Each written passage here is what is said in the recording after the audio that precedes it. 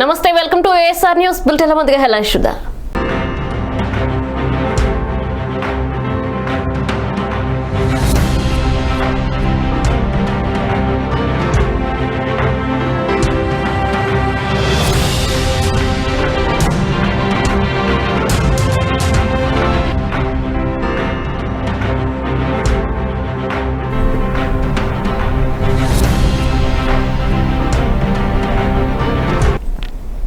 నమస్తే, welcome to PS news bulletin. ముందుగా headlines చూద్దాం.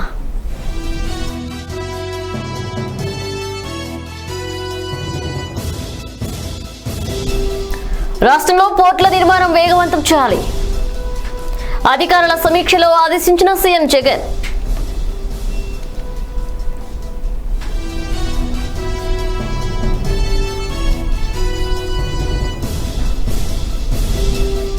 బలహీనపడి తీవ్ర తుఫానుగా మారిన నివార్, సహాయక చర్యలు ముమ్మరం చేసిన అధికార యంత్రాంగం.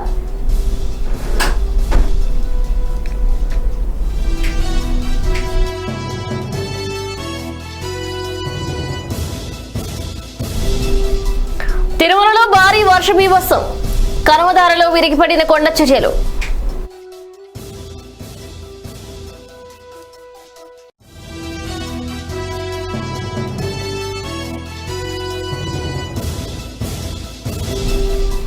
కార్మికుల దేశవ్యాప్త సమ్మె విజయవంతం, ఉద్రిక్తంగా మారిన చెలో ఢిల్లీ ఆందోళన.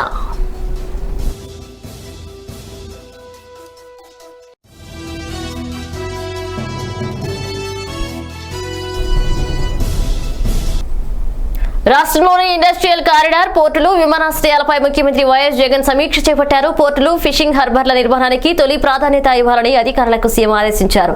2.5 ఏళ్లలో భావనపాడు, మచిలీపట్నం, రామాయపట్నం పోర్టుల నిర్మాణం పూర్తి కావాలని స్పష్టం చేశారు. కొప్పర్తి పారిశ్రామిక క్లస్టర్ పై ప్రత్యేక దృష్టి పెట్టాలని సూచించారు. భోగాపురం ఎయిర్పోర్ట్ నిర్మాణం త్వరగా పూర్తి చేయాలని ఆదేశాలు జారీ చేశారు. భోగాపురం ఎయిర్పోర్ట్ నుంచి విశాఖ సిటీకి బీచ్ రోడ్ నిర్మాణం పూర్తి కావాలని అన్నారు సీఎం జగన్.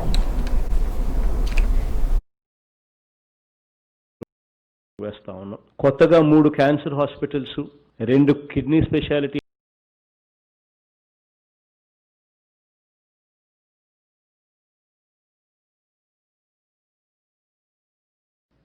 నర్సింగ్ కాలేజ్,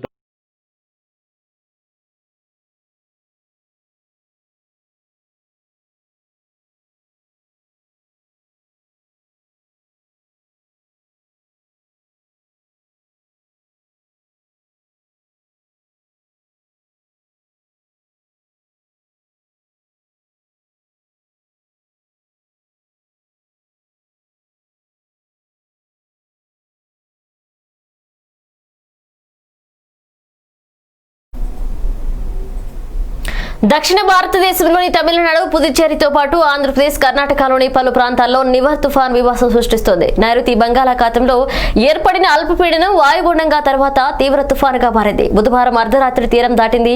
దీని ప్రభావంతో పలు ప్రాంతాల్లో భారీ వర్షాలు కురుస్తున్నాయి.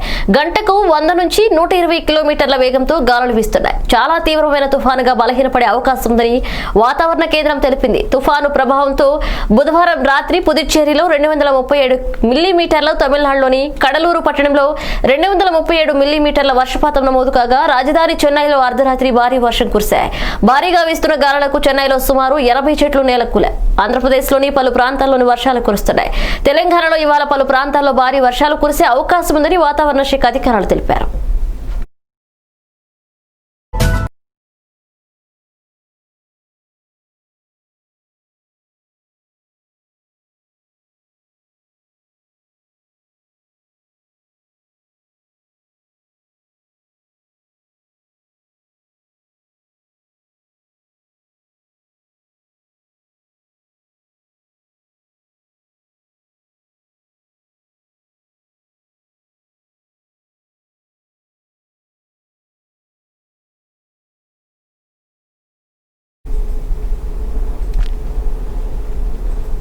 విశాఖపట్నం నివర్ తుఫాను పుదుచ్చేరికి సమీపంలో తీరం దాటింది. అర్ధరాత్రి సమయంలో తీరం దాటినట్లు వాతావరణ శాఖ తెలిపింది. అతి తీవ్ర తుఫాన్ నుంచి తీవ్ర తుఫానుగా మారింది. తుఫాన్ తీరం దాటడంతో గంటకు 120 నుంచి 145 కిలోమీటర్ల వేగంతో గాలులు వీస్తాయని అధికారులు చెబుతున్నారు. తుఫాన్ తీరం దాటిన తర్వాత చిత్తూరు వైపు వెళ్తుందని, క్రమంగా బలహీనపడుతూ 27 నాటికి అనంతపురం జిల్లాలో తీవ్ర అల్పపీడనంగా మార్చొచ్చని అంచనా వేస్తున్నారు. నివర్ తమిళనాడు పుదుచ్చేరిలపై తీవ్ర ప్రభావం చూపనుంది. తుఫాను ప్రభావంతో ఏపీలోని చిత్తూరు, నెల్లూరు జిల్లాల్లో భారీ వర్షాలు పడుతున్నాయి. కర్నూలు, ప్రకాశం, కడప జిల్లాల్లో అక్కడక్కడ భారీ వానలు కురుస్తున్నాయి. మిగిలిన చోట్ల అక్కడక్కడ మోస్తారు నుంచి తేలికపాటి వర్షాలు ఉన్నాయని విశాఖ వాతావరణ శాఖ అధికారులు తెలిపారు. పాండిచ్చేరికి 50 కిలోమీటర్లు వాయువ్య దిశలో కేంద్రీకృతమై ఉంది. అది మరి ఒక 3 గంటల పాటు వాయువ్య దిశలో ప్రయాణించే తుఫానుగా మరింత బలహీనపడే అవకాశం ఉంది. నివర్ తుఫాను ప్రభావంతో మన ఆంధ్ర రాష్ట్రంలో రానున్న 24 గంటల్లో విస్తారంగా ఒక మోస్తరు నుండి తేలికపాటి జల్లుల వరకు వర్షం కురిసే అవకాశం ఉంది. భారీ నుండి అతి భారీ వర్షాల నుండి అత్యంత భారీ వర్షాలు కర్నూలు, కడప, చిత్తూరు, గుంటూరు, ప్రకాశం, నెల్లూరు జిల్లాలలో 1-2 చోట్ల కురిసే అవకాశాలు ఉన్నాయి. అలాగే భారీ నుండి అతి భారీ వర్షాలు అనంతపురం జిల్లాలో 1-2 చోట్ల కురిసే అవకాశం ఉంది. భారీ వర్షాలు విజయనగరం, విశాఖపట్నం, ఈస్ట్ గోదావరి, పశ్చిమ గోదావరి, కృష్ణా జిల్లాలో 1-2 చోట్ల నమోదయ్యే అవకాశం ఉంది. 27వ తారీఖు వచ్చేసరికి ఉత్తర కోస్తాలో అక్కడక్కడ తేలికపాటి జల్లులు లేదా ఒక మోస్తరు వర్షాలు కురిసే అవకాశం ఉంది.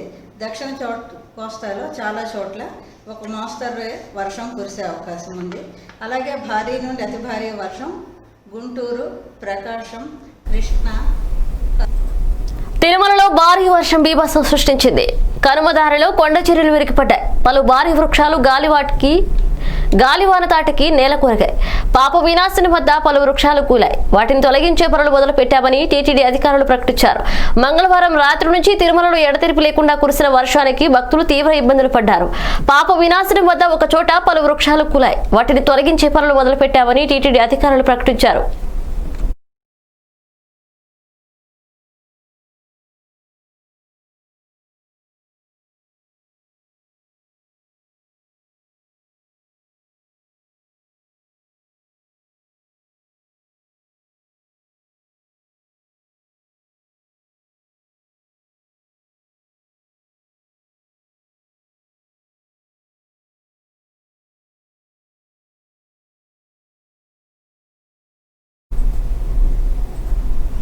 భారతదేశ ప్రజలమైన మేము పేరుతో జిల్లాలో 2 నెలల పాటు వినూత్నంగా నిర్వహించామన్న రాజ్యాంగ దినోత్సవ వేడుకలను శారదా మున్సిపల్ హై స్కూల్లో ప్రారంభించిన అనంతపురం పార్లమెంట్ సభ్యులు తలారి రంగయ్య, జిల్లా కలెక్టర్ గంధం చంద్రుడు, భారతరత్న డాక్టర్ బాబాసాహెబ్ అంబేద్కర్ చిత్రపటానికి పూలమాలలు వేసి ఘనంగా నివాళులర్పించి ఎంపీ, కలెక్టర్, జాయింట్ కలెక్టర్, అభివృద్ధి, ఏసిరి, సాంఘిక, ఆర్థిక, రాజకీయ న్యాయం, స్వేచ్ఛ, సమానత్వం, సౌద్రాభత్వం పెంపొందిద్దామని పాఠశాల విద్యార్థినులతో కలిసి రాజ్యాంగ పీఠికను చదివిన ఎంపీ, కలెక్టర్ రాజ్యాంగ విలువలు, విశిష్టతను వివరించి విద్యార్థుల్లో స్ఫూర్తిని నింపారు. ఎంపీ, కలెక్టర్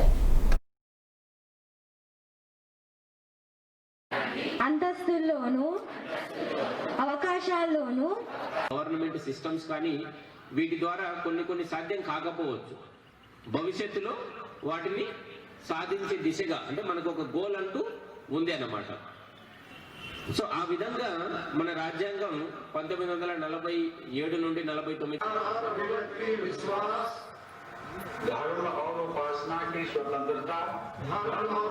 రాజ్యాంగంలో ఏమున్నాయి వాటి గురించి మనకు ముఖ్యమైనవి ఎప్పుడు కూడా గుర్తుపెట్టుకుంటే ఈ దేశం చాలా బాగుపడుతుంది. అంతర్జాతీయ సెక్యులర్ డెమోక్రటిక్ రిపబ్లిక్ అని అంటే సార్వభౌమాధికారం, స్వతంత్రులమైన మనం. అలాగే సోషలిస్ట్, సాంఘికంగా అందరూ సమానం. ఎక్కడ కూడా రాజ్యాంగంలో తేడా చూపలేదు, ఎక్కడ కూడా చూపలేదు. సెక్యులర్, అన్ని మతాలు ఎవరైనా ఎవరి విశ్వాసం మేరకు వాళ్ళు బతుకొచ్చు. అలాగే డెమోక్రటిక్.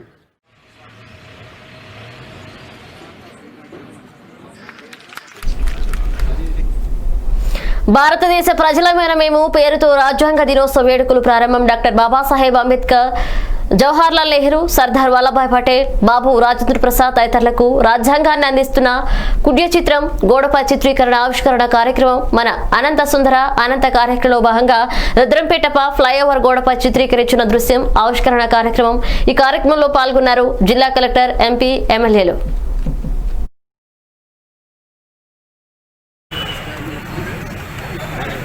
సార్ స్టాండ్ ఉండాలా కంపల్సరీ అందరూ పెట్టుకుంటున్నారు.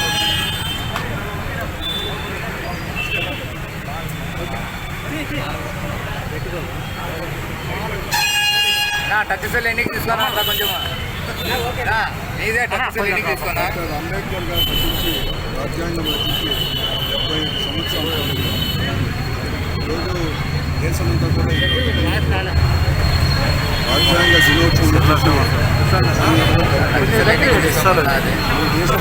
అనేకమైన మతాలు ఉన్నాయి, కులాలు ఉన్నాయి, విభిన్న సంస్కృతులు, సంప్రదాయాలు ఉన్నా కూడా ఈ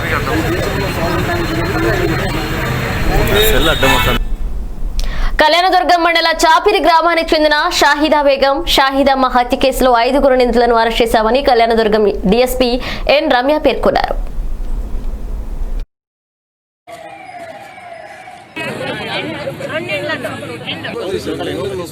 వెంటనే వాళ్ళని విడుదల చేయడానికి కారణం ఏంటి? సరే, వెళ్ళిన తర్వాత మళ్ళీ వాళ్ళని అక్కడ ఉన్నటువంటి పబ్లిక్గా ఉన్నటువంటి కొంతమంది ప్రెజర్ చేయడం వల్ల మళ్ళీ పట్టుకొని వచ్చి లోపలికి వేయడము.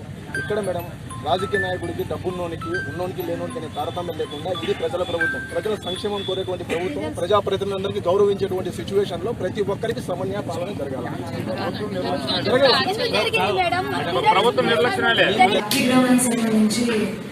షాహిదా బేగం అలియా షాహిదమ్మ హత్య కేసులో 5 నిందితులు కూడా అరెస్ట్ చేయడం జరిగిందండి. ఇది యాక్చువల్గా 17th నైట్ 8 o'clock నుంచి అమ్మాయి మిస్ అయింది అని చెప్పి 19th ఈవినింగ్ 7 o'clockకి మాకు రిపోర్ట్ ఇచ్చారు. దాని మీద ఎఫ్ఐఆర్ కూడా కట్టాము.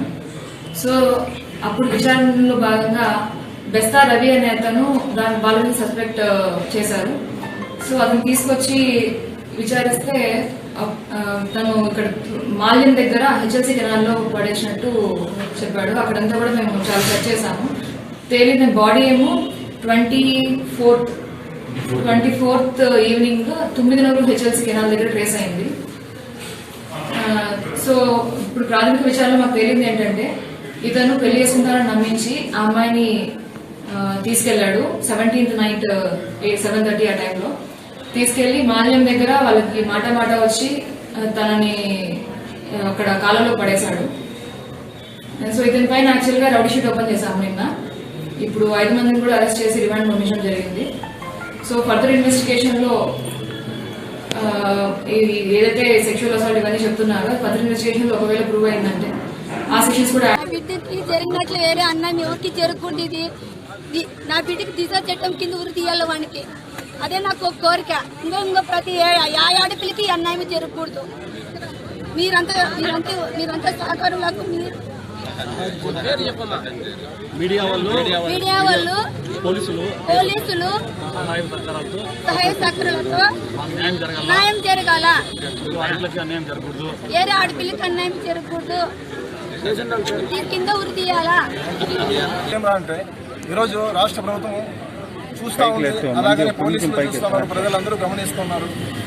ఒక దూదేకుల కుటుంబానికి సంబంధించినటువంటి దూదేకుల షాహిద్ అనే అమ్మాయికి 17వ తేదీ నుంచి కనిపించకపోవడంతో పోలీసులకు సమాచారం ఇచ్చినా కూడా అబ్బాయిని పిలుచుకొని వచ్చేసి విచారించుకోకుండా తిరిగి ఇంటికి పంపించడము, నిర్లక్ష్యం చేయడము, అలాగనే తిరిగి మళ్ళీ ప్రజలను తట్టుకోలేక మళ్ళీ అతను తీసుకొని వచ్చి పెట్టడము నిజంగా అంటే ఒక సామాన్య కుటుంబం కాబట్టి అంత హీనంగా చూడాల్సిన పరిస్థితి ఏర్పడింది అక్కడ. ముఖ్యంగా రెండోది ఏమంటే ప్రజల యొక్క సహకారం ఉండడంతో ఆ కుటుంబానికి ఇంతవరకు స్టేషన్ వరకు ప్రజా సంఘాలు వచ్చేసి మద్దతు ఇవ్వడంతో ఈరోజు అధికారులు వాళ్ళ దగ్గరికి వచ్చి మాట్లాడుతున్నటువంటి పరిస్థితి. ఏంటి, ఒక రాజకీయ నాయకుడు అయితేనే మాట్లాడతారా, ఒక ప్రజాప్రతినిధి అయితేనే మాట్లాడతారా? గురువారం రాజ్యాంగ దినోత్సవం జిల్లాలోని అన్ని ప్రభుత్వ కార్యాలయాల్లోనూ ప్రభుత్వ పాఠశాలల్లోనూ రాజ్యాంగ దినోత్సవం జరుపుకున్నారు. అనంతపురంలోని సెంట్రల్ యూనివర్సిటీ, జేఎన్టీయూ యూనివర్సిటీల్లో రాజ్యాంగ దినోత్సవం సందర్భంగా ప్రతిజ్ఞ కార్యక్రమం జరిగింది.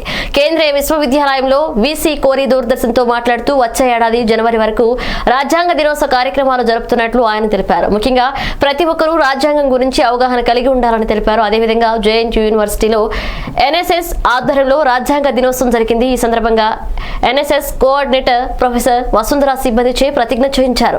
రాజ్యాంగ పీఠికను చదివి వినిపించారు.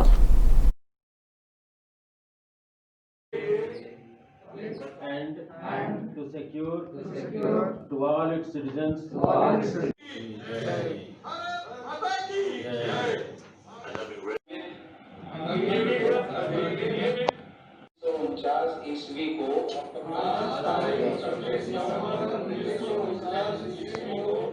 faith and worship equality of status integrity of the nation in our Constituent Assembly this 26th day of November 1940. I love my country and I am proud of its rich and varied heritage. I shall always strive to be worthy of it. I shall give and to my people.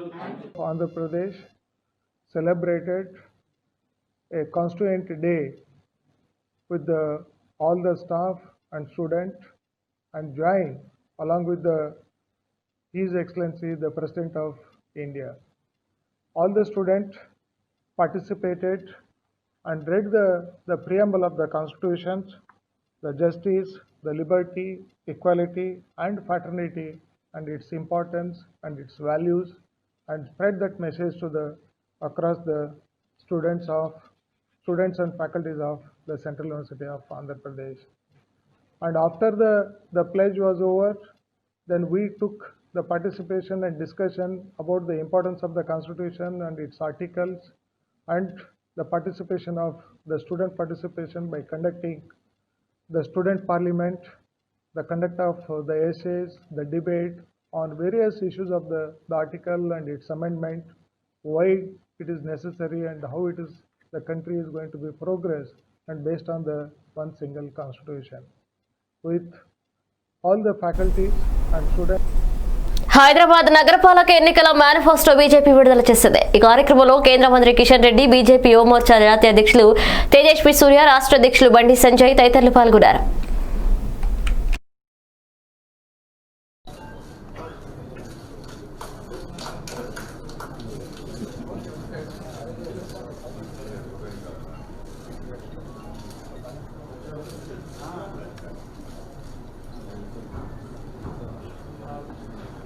Shri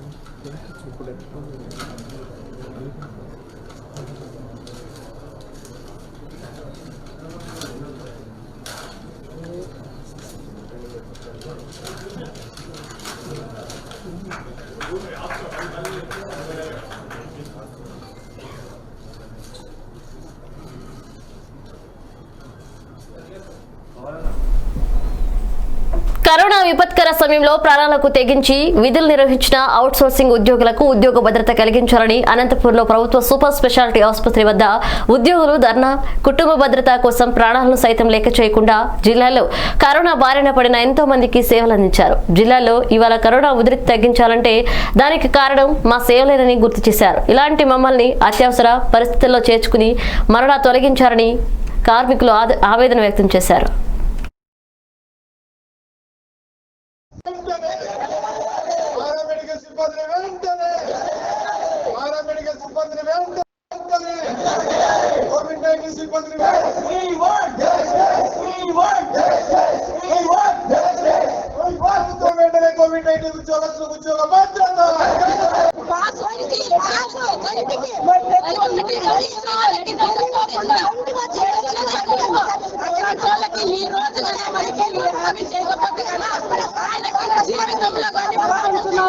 ఎందుకంటే ఎందుకంటే ఎంతో మంది unmarried పిల్లలు ఉన్నారు ఇక్కడ. Staff నర్సులు, ఎంఎన్ఓలు, ఎఫ్ఎన్ఓలు, డాక్టర్లు మరియు టెక్నీషియన్స్ మరియు స్వీపర్స్, ఇంకా ఎంతో మంది డేటా ఎంట్రీ వాళ్ళు, హెల్ప్ డెస్క్ వాళ్ళు, ఎంతో మంది ఇక్కడ కొన్ని వేల సిబ్బంది, కొన్ని వందల మంది ఇక్కడ మేము పనిచేస్తున్నాము. అదేవిధంగా స్టేట్ వైజ్డ్ గా కొన్ని వేల మంది పనిచేస్తున్నారు.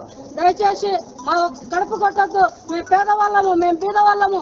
మీరు 6 నెలలని మాకు ఆశ చూపించినప్పుడు మేము 6 నెలలు కాదు కదా, 3 నెలలు మీరు ఆశ చూపించిన వచ్చిండే వాళ్ళమేమో. ఎందుకంటే మా కడపాత్రం చెడ్డది, మా కడుపు చెడ్డది. మేము పేదవాళ్ళము. మా బిడ్డలను వదిలిపెట్టొచ్చినాము, మా భర్తలను వదిలిపెట్టొచ్చినాము, మా కుటుంబాలందరినీ వదిలిపెట్టి ఇక్కడికి వచ్చినాము. ఎందుకంటే మా సేవలు మమ్మల్ని గుర్తించి మా ఉద్యోగాలు రెగ్యులర్ చేసి మమ్మల్ని కొనసాగిస్తారని, మాకు ఒక ఉద్యోగ భద్రత ఉంటుందని మేము ఎంతో ఆశతో వచ్చినాము. మమ్మల్ని దయచేసి మా ప్రార్థన అంగీకరించండి, మా మనవి ఆలోచించండి. మేము ఎంతో ఆశతో వచ్చినాము ఇక్కడికి.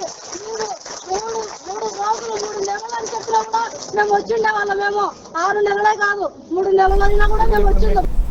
కర్నూలు జిల్లా పార్నీ మండలం బలపనూరులో ఇసుక దొరకడం లేదంటూ బలపనూరులో టవర్ ఎక్కిన వైఎస్ఆర్ పార్టీ నేత పరమేశ్వర్ రెడ్డి 40,000 రూపాయలు పెట్టి బ్లాక్ లో కొంటున్నామని అన్నారు. ఇక మా చేత కాదు అంటున్న పరమేశ్వర్ రెడ్డి తహసీల్దార్ దృష్టికి సమస్య తీసుకుని వెళ్ళినా సమస్య పరిష్కారం కావడం లేదని ఆవేదన వ్యక్తం చేశారు. తన చావుకు ప్రభుత్వానిదే బాధ్యత అంటున్న పరమేశ్వర్ రెడ్డి నా చావుతోనైనా ఇసుక దొరుకుతుందేమో అని భావిస్తున్నానంటూ ఆత్మహత్య యత్నానికి పాల్పడ్డాడు వైఎస్ఆర్ పార్టీ నేత పరమేశ్వర్ రెడ్డి.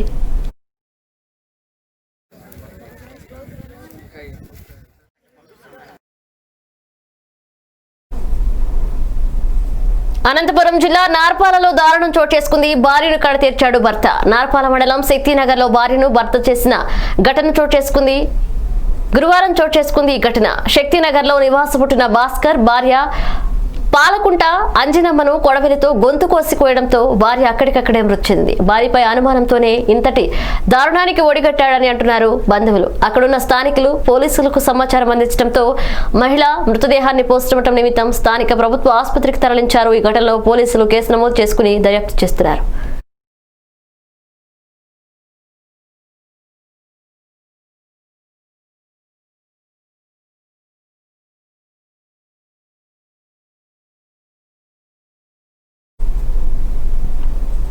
మోదీ కార్మిక రైతు విధానాలతో కార్మికుల హక్కులు హరించడంతో పాటు దేశంలో ప్రభుత్వ రంగ సంస్థలు నాశనం చేయడం దుర్మార్గమని సిఐటియు కార్యదర్శి సిహెచ్ మణిలాల్ విమర్శించారు. కేంద్ర ప్రభుత్వం కార్మిక విధానాలపై పెద్ద ఎత్తున నినాదాలు చేసి సిఐటియు, ఏఐఎఫ్టియు, న్యూ సంఘాలు ఆధ్వర్యంలో ఆందోళన నిర్వహించారు.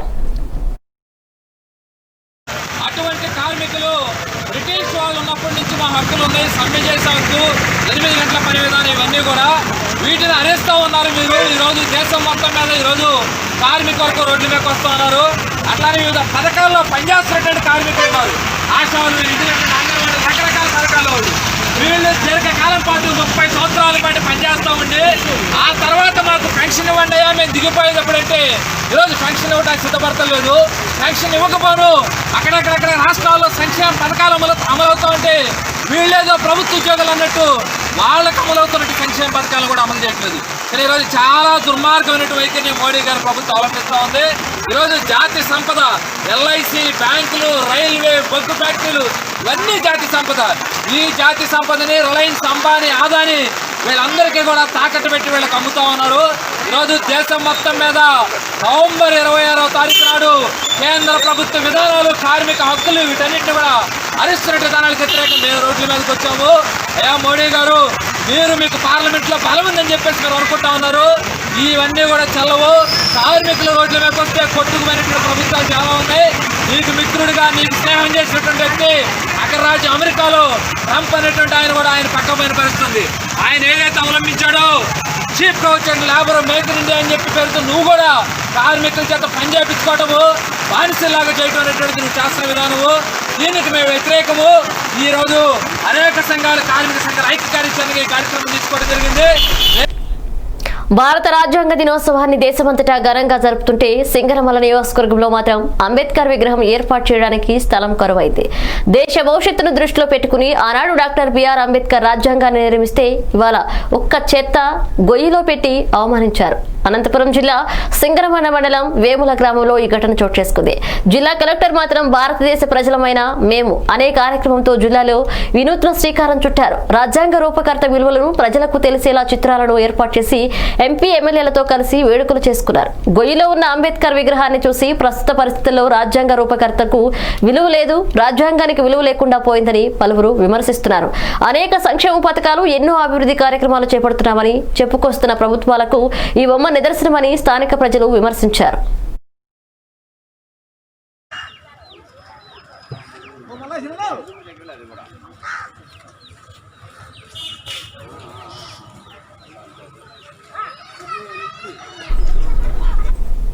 కేంద్ర ప్రభుత్వ ఆర్థిక కార్మిక వ్యతిరేక విధానాలకు నిరసనగా కార్మిక సంఘాలు చేపట్టిన దేశవ్యాప్త సమ్మె విజయవంతమైంది. రాష్ట్రంలో దాదాపు 30 లక్షల మంది కార్మికులు, ఉద్యోగులు సమ్మెలో పాల్గొన్నారు.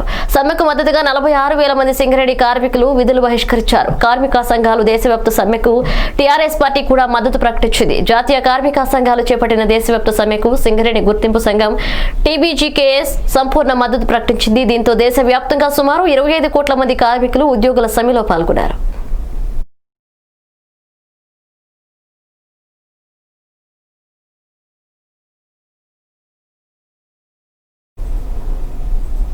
కేంద్ర కార్మిక సంఘాల పిలుపులో భాగంగా కార్మిక సంఘాల ఆధ్వర్యంలో రైల్వే స్టేషన్ నుండి టవర్ క్లాక్ మీదుగా సప్తగిరి వరకు ర్యాలీ చేపట్టడం జరిగింది.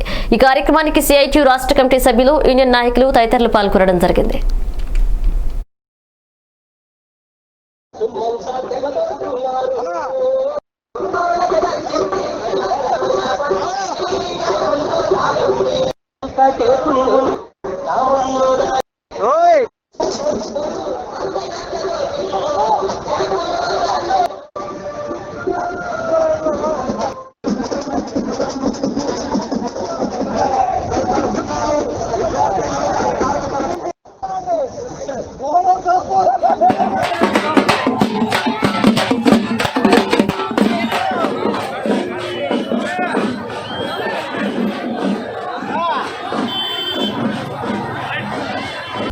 బులెటిన్ ముగించే ముందు హెడ్లైన్స్ మరోసారి చూద్దాం.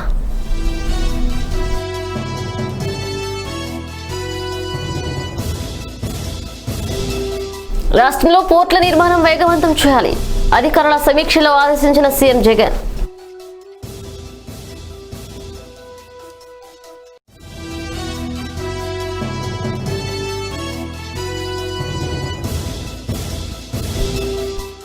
బలహీనపడి తీవ్ర తుఫానుగా మారిన నివర్, సహాయక చర్యలు ముమ్మరం చేసిన అధికార యంత్రాంగం.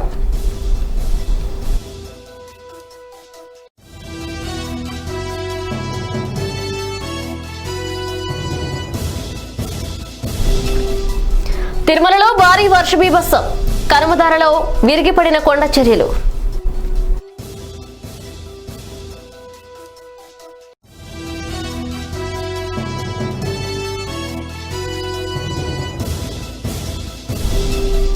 కార్మికుల దేశవ్యాప్త సమ్మె విజయవంతం, ఉద్రిక్తంగా మారిన చెలో ఢిల్లీ ఆందోళన.